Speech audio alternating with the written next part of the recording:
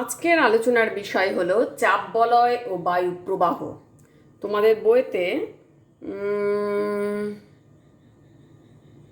30 পৃষ্ঠাতে চাপ বলয় ও বায়ু প্রবাহ সম্পর্কে আলোচনা করা হয়েছে। তোমরা বইয়ের পাতা 30 পৃষ্ঠা খুলে রাখতে পারো।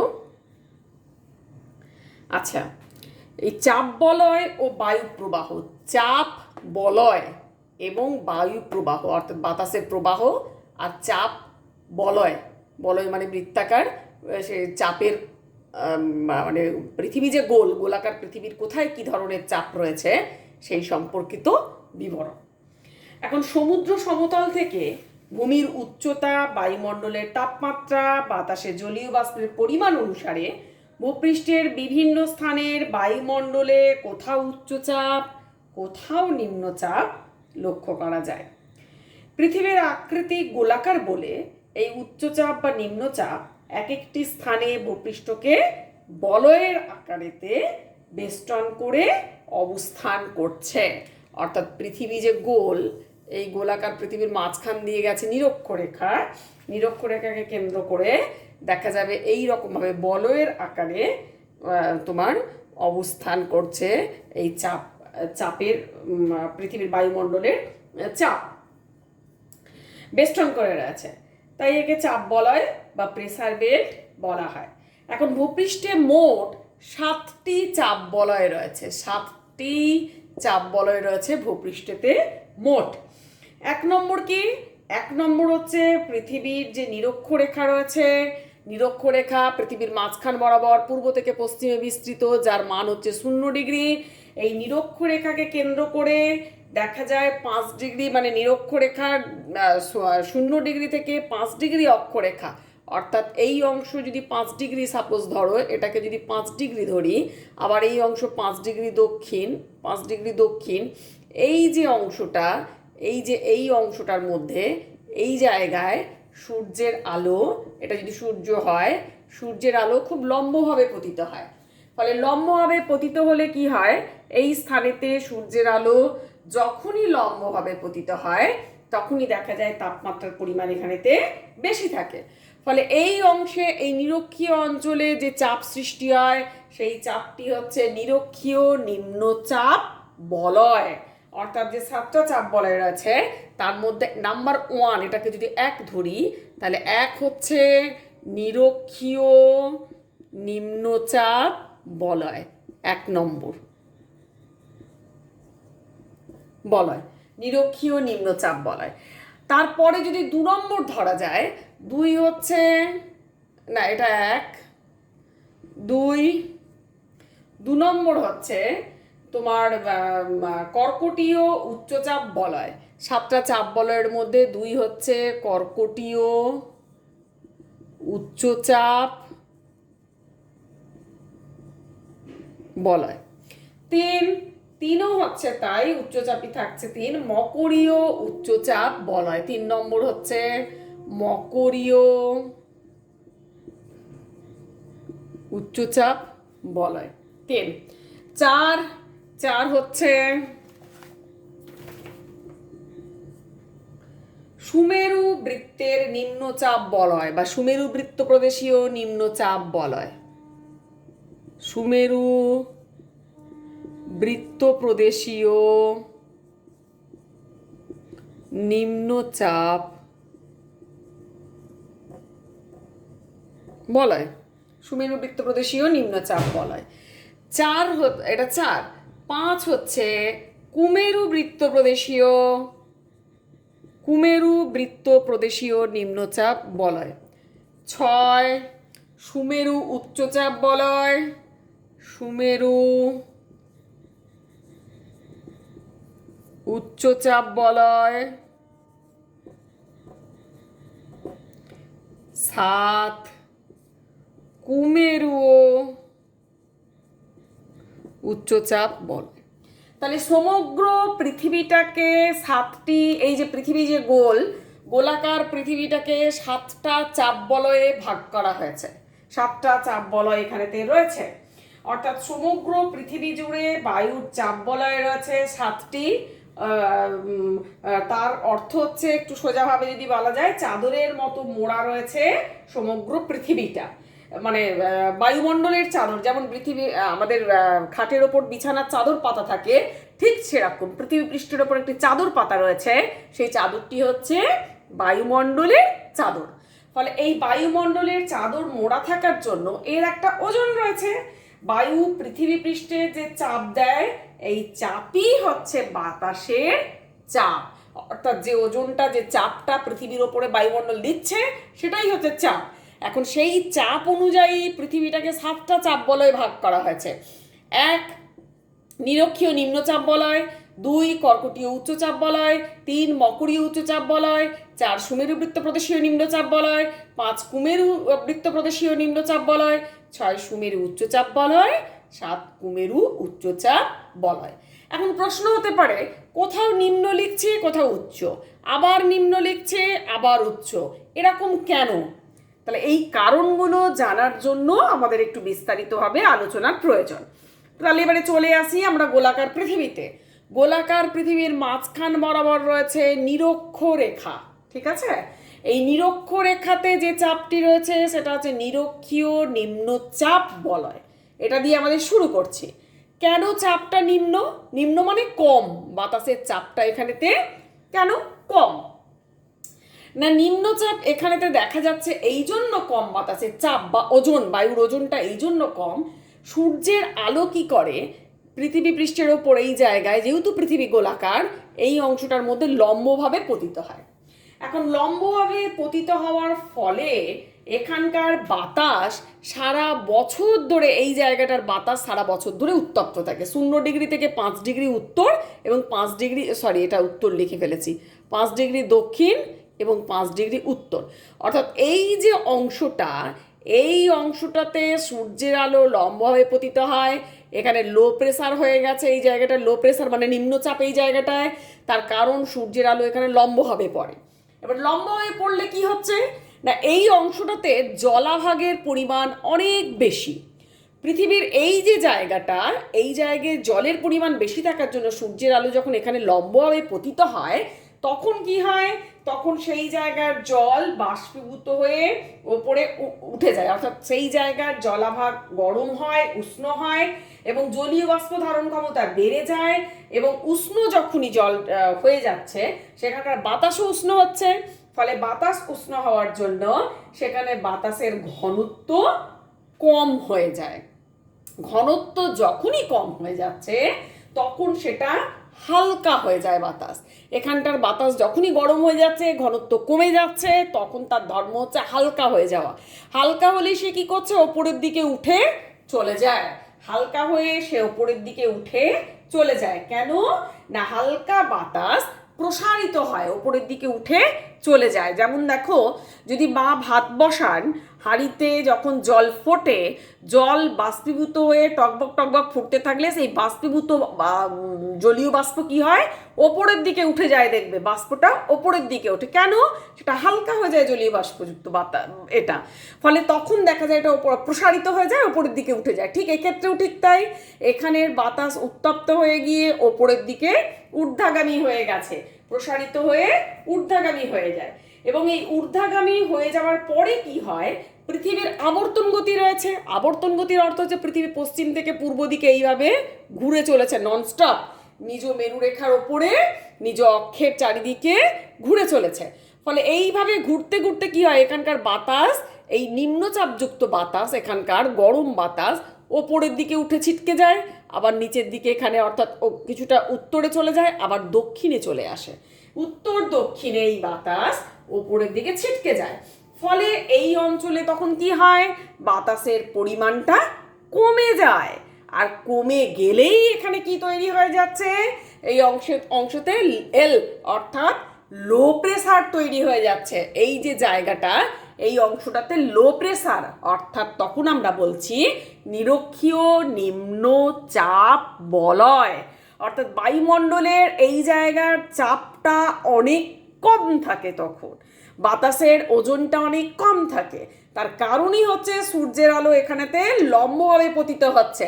লম্বভাবে পতিত রশ্মি ভূপৃষ্ঠকে উত্তপ্ত করছে, ভূপৃষ্ঠ অপেক্ষা এখানে জলাভাগ বেশি, জলাভাগকে গরম করছে, বায়ুমণ্ডল উত্তপ্ত হয়ে যাচ্ছে, উত্তপ্ত হয়ে গেলে বাতাস হালকা হয়ে যাচ্ছে, ঘনত্ব কমে যাচ্ছে, আর হালকা হয়ে গেলেই তার ধর্ম হচ্ছে ঊর্ধ্বগামী হয়ে যাওয়া, অর্থাৎ ওপরের দিকে ঊর্ধ্বগামী, ভৌগোলিক ভাষায় বলতে গেলে ঊর্ধ্বগামী হয়ে প্রসারিত হয়ে যায়।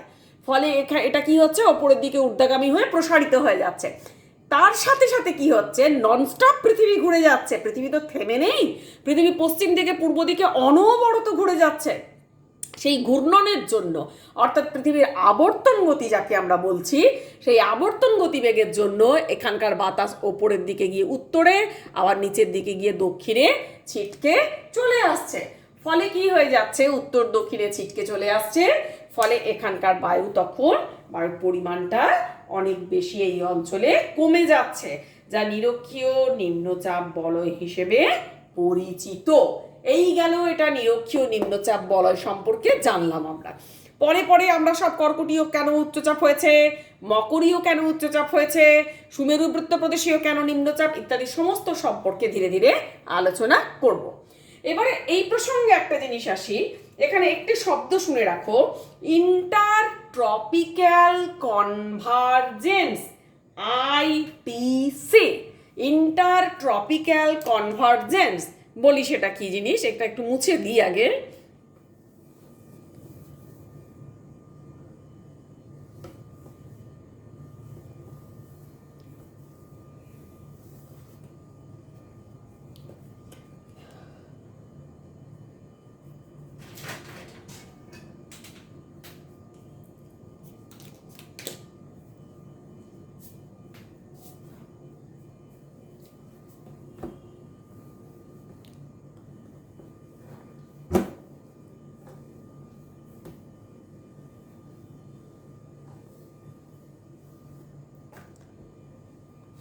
এরপর আসি ইন্টারট্রপিক্যাল কনভারজেন্স বা ITC। ITC হচ্ছে, এটা ইন্টারট্রপিক্যাল,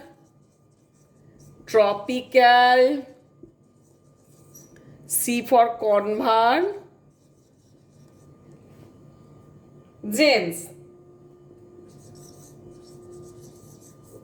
ITC।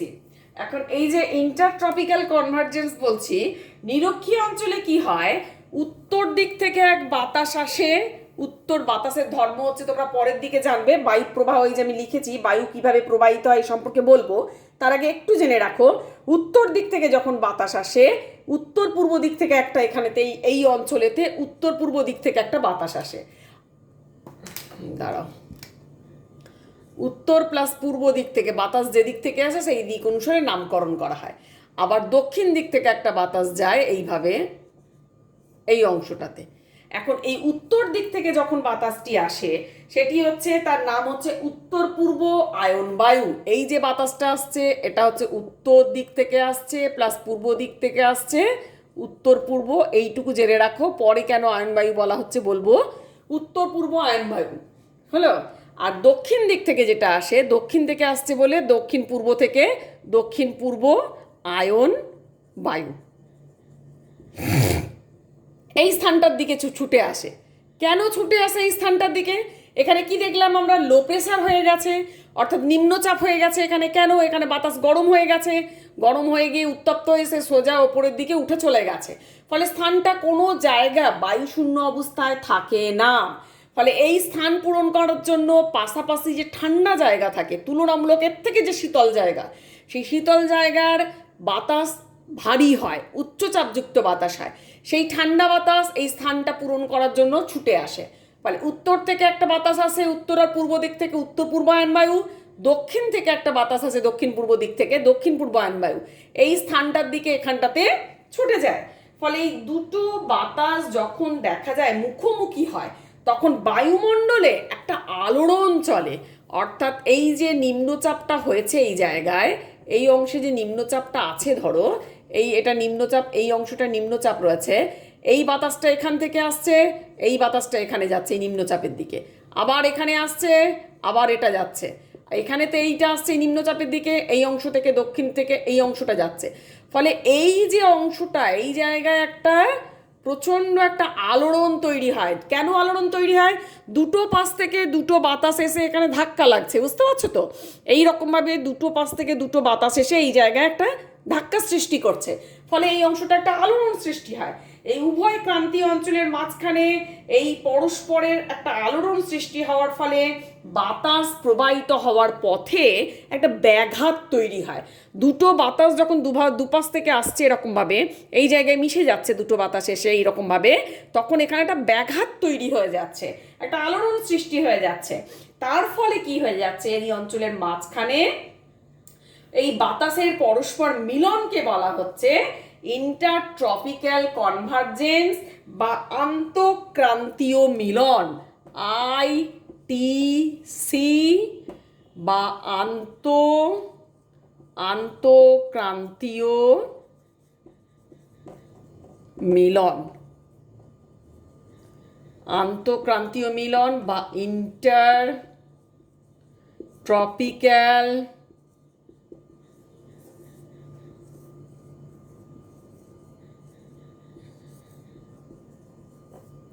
Convergence, ইন্টারট্রপিক্যাল convergence.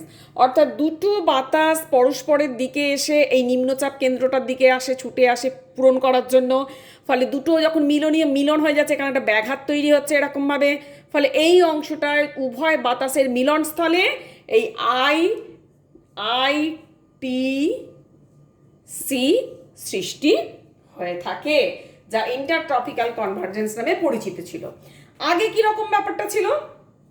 আগে ব্যাপারটা ছিল যে ধারণাটা ছিল এই শান্ত বলয় নিরক্ষীয় রেখার ওপর দিয়ে সমগ্র পৃথিবী বেষ্টন করে অবস্থান করছে, মানে এই শান্ত বলয়টা নিরক্ষ রেখার ওপর দিয়ে সমগ্র পৃথিবী জুড়ে রয়েছে।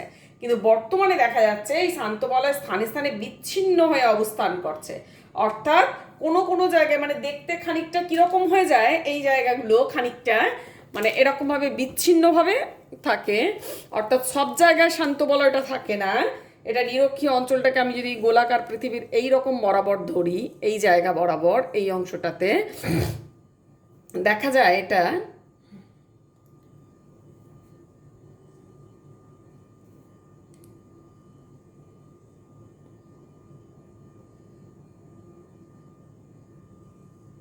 অর্থাৎ এই যে অংশটা তোমার, এই যে ধরো এই মিলনের এই অংশটা, আবার এটা শুরু হয়ে গিয়ে এই অংশটা,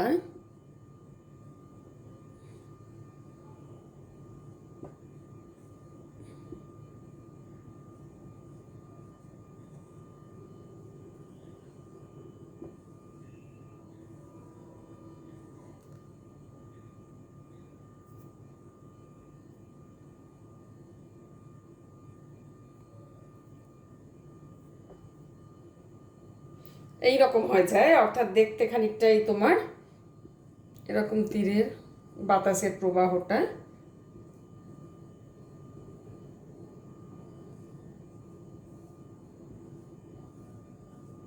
ফলে এই অংশটা হয়ে যায় ITC, হলো। আবার এই অংশটা হয়ে যায় ITC, এইরকমভাবে এটা তৈরি হয়ে থাকে। বছরের বিভিন্ন সময়ে পরিবর্তন ঘটে, জানো তো? এর কারণ হচ্ছে মৌসুমি বাতাস। বিভিন্ন পরীক্ষায় সমীক্ষায় দেখা গেছে পৃথিবীর 3টি অংশে এইরকম শান্ত বলয় ITC ইন্টারট্রপিক্যাল কনভার্জেন্স পৃথিবী জুড়ে এই যে ITC 3টে জায়গায় বা 3টে অংশে এটা রয়েছে। সব থেকে বড় অংশটি হলো ভারত মহাসাগর থেকে প্রশান্ত মহাসাগরের মাঝখান পর্যন্ত। যদি দেখা যায় এই অংশের মধ্যে সব থেকে বড় অংশ যদি এটাকে ধরি আমি, এই জায়গাটা, এই অংশটা, এটা ভারত মহাসাগর থেকে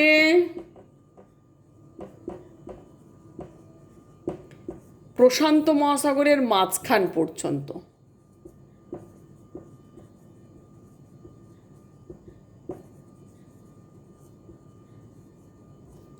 ভারত থেকে প্রশান্ত মহাসাগরের মাঝখান পর্যন্ত ITC রয়েছে।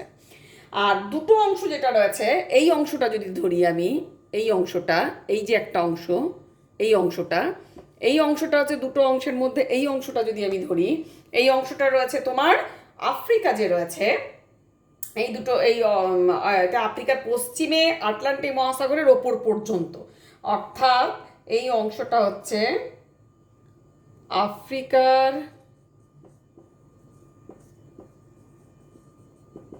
পশ্চিম থেকে আটলান্টিক মহাসাগর পর্যন্ত।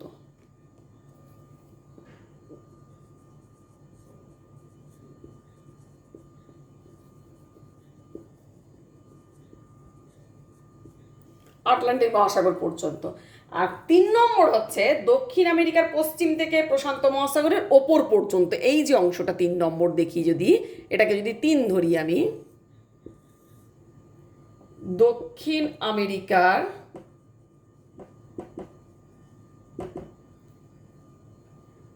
পশ্চিমে প্রশান্ত মহাসাগরের ওপর পর্যন্ত, দক্ষিণ আমেরিকার পশ্চিম থেকে প্রশান্ত মহাসাগরের ওপর পর্যন্ত।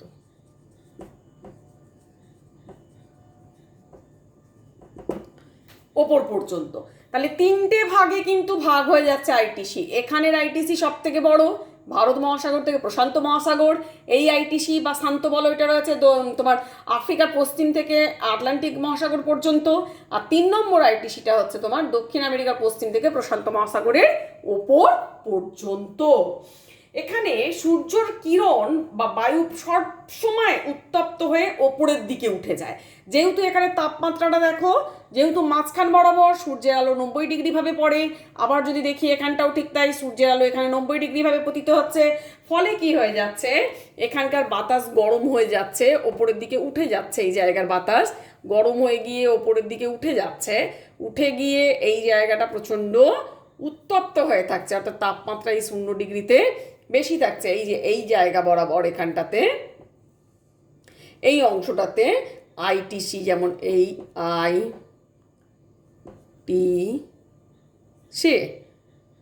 আবার ধরো এখানে একটা তৈরি হয়েছে, আবার এখানে একটা তৈরি হয়েছে, ছেড়ে ছেড়ে, জায়গাটা ছোট তো তার জন্য অনেক বড় মানে ঘন হয়ে গেছে লেখাটা। তো যাই হোক, এরকমভাবে এটা তৈরি হয়েছে। ফলে কি হয়, এই অঞ্চলের বাতাস সমান্তরাল প্রবাহ বা পার্শ্ব প্রবাহ বোঝা যায় না। বাতাস, আমরা এই যে বায়ু প্রবাহ শব্দটা লিখেছি না, বায়ু প্রবাহ, বায়ু প্রবাহ কাকে বলে জানো তো? বায়ু প্রবাহ তাকেই বলে যখন বাতাস ভূপৃষ্ঠের সমান্তরালভাবে প্রবাহিত হয়, তখন আমরা বাতাসের প্রবাহটা আমরা অনুভব করতে পারি। কিন্তু এই আইটিসি সেক্টর যেটুকু অংশের মধ্যে রয়েছে, অর্থাৎ পৃথিবীর এই জায়গায় যদি এই আইটিসি বা এটা এই অংশে বাতাসের প্রবাহটা বোঝা যায় না। কেন না, বাতাস পরস্পর দিকে হয়ে এটা কি হয়, পরস্পর মুখোমুখি, আবার কি হয়, এটা ওপরের দিকে ঊর্ধ্বগামী হয়ে ওপরের দিকে উঠে চলে যায়। ফলে এই কারণে এখানে বায়ুমণ্ডল সবসময় একটা শান্ত ভাব বিরাজ করে। এই কারণে এখানে নিরক্ষীয় শান্ত বলয় সৃষ্টি হয়েছে। তোমাদের বইতে যেটা দেওয়া আছে ডোলড্রামস বা নিরক্ষীয় শান্ত বলয়, অর্থাৎ নিরক্ষীয় অঞ্চল বরাবর উষ্ণ হালকা সোজা ওপরের দিকে উঠে যাওয়ায় বাতাস, এখানের বাতাসের ঊর্ধ্বমুখী একটা স্রোত লক্ষ্য করা যায়। অর্থাৎ বায়ু এই যে মিলিত হচ্ছে পরস্পরের সাথে, ধরো দিয়ে এটা মিলিত হয়ে সোজা ওপরের দিকে উঠে চলে যাচ্ছে, আবার এই আইটিসি এখানে মিলিত হচ্ছে, এটা সোজা ওপরের দিকে চলে যাচ্ছে। আবার এখানে এই যে তোমার দক্ষিণ আমেরিকার পশ্চিম থেকে প্রশান্ত মহাসাগরের ওপর পর্যন্ত এখানে মিলিত হচ্ছে, আবার ওপরের দিকে উঠে চলে যাচ্ছে। ফলে এই জায়গা বরাবর এখানে একটা শান্ত ভাব বিরাজ করছে। তার কারণই হচ্ছে বাতাস এখানে মিলিত হয়ে ঊর্ধ্বমুখী স্রোত লক্ষ্য করা যাচ্ছে। বাতাসের যে পাশ দিয়ে প্রবাহিত হয়, সমান্তরালভাবে যদি প্রবাহিত হয় তবে বাতাসের অনুভবটা বুঝতে পারি আমরা। এটা সমান্তরালভাবে এই জায়গাগুলোয় প্রবাহিত হচ্ছে না, ওপরে উঠছে, ওপরের দিকে চলে যাচ্ছে। ফলে এখানে নিরক্ষীয় শান্ত বলয়, এই জন্য মানে শান্ত ভাবটা বিরাজ করছে, তাই নিরক্ষীয় শান্ত বলয়ের সৃষ্টি আছে। প্রাচীনকালে এই অঞ্চলের ওপর দিয়ে জাহাজ যখন চালনা করা হতো, এখন ধরো মোটর বাইক, ফ্লাইট, গাড়ি ইত্যাদি সড়ক পথে নানা রকম যান আমরা দেখতে পাই, রেলপথ দেখতে পাই, বা রেলের মাধ্যমে এক স্থান থেকে অন্য স্থানে যাওয়া আসা করা যায়। তখনকার সময়ে কিন্তু অনেক প্রাচীনকালে কি হতো, ষোড়শ শতাব্দীতে জলপথের মাধ্যমে যোগাযোগ রক্ষা করা হতো। ফলে জলপথ ছাড়া ভিন্ন তেমন কিচ্ছু ছিল না। ফলে এখানে যখন জাহাজগুলো আসতো, ধরো এরকম জায়গায় জলপথে পালতোলা নৌকো, জলপথেও যে জাহাজ চলতো, কোনো যন্ত্র ছিল না, হ্যাঁ, কোনো জাহাজকে ঠেলে নিয়ে যাওয়ার জন্য কোনো যান্ত্রিক সেরকম সুব্যবস্থা ছিল না, হ্যাঁ। ফলে তখন কি হতো, পালতোলা অর্থাৎ বাতাসের গতির ওপর জাহাজ যেত। ফলে কি হতো, জাহাজ চালানোর সময় প্রায়ই জাহাজগুলো এই অঞ্চলের ওপর দিয়ে যে জাহাজ যেত আর সে চলতো না, থেমে যেত। এই অঞ্চলের ওপর দিয়ে যেটুকু আইটিসি রয়েছে আর সে চলতো না, থেমে যেত। এখানেও ঠিক তাই, আর চলতো না, থেমে যেত। ফলে এখানে শান্তভাব বিরাজ করার জন্য বাতাসের গতিই ছিল না এখানে। কেন? বাতাসটা ঊর্ধ্বমুখী, এখানের বাতাস ঊর্ধ্বমুখী, এখানকার বাতাস দুটো মিলিত হয়ে ঊর্ধ্বমুখী, গতি ছিল না। ফলে এখানে জাহাজগুলো প্রায়ই থেমে যেত। তাই তখনকার জাহাজ যারা চালনা করতেন, নাবিক, সেই নাবিকেরা এর নামকরণ করেন ডোল ড্রামস।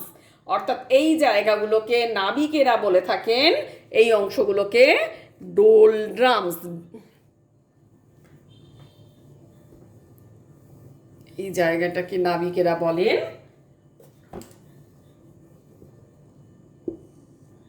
এই যে যেখানে চলতো না,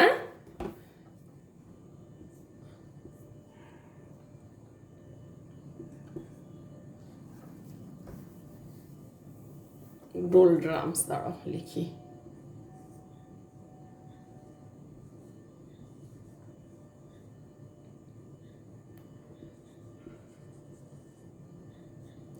বা যার অর্থ শান্তাবস্থা,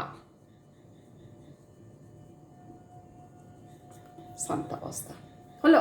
এই অংশটাকে বলা হয় ডোলড্রামস বা শান্তাবস্থা, এই জায়গাটাকে বলা হয়ে থাকে। তাহলে এই এতটা পর্যন্তই আজকে আমাদের আলোচনার বিষয় থাকলো, এবং পরের দিন আমরা কর্কটীয়, মকরীয়, উচ্চচাপ সব বলয় সম্পর্কে আলোচনা করব। ঠিক আছে, আজকে এই পর্যন্তই থাক। নিজেরা এটা করবে, ছবি সই ভালো করে পড়ে নেবে। ঠিক আছে, টাটা।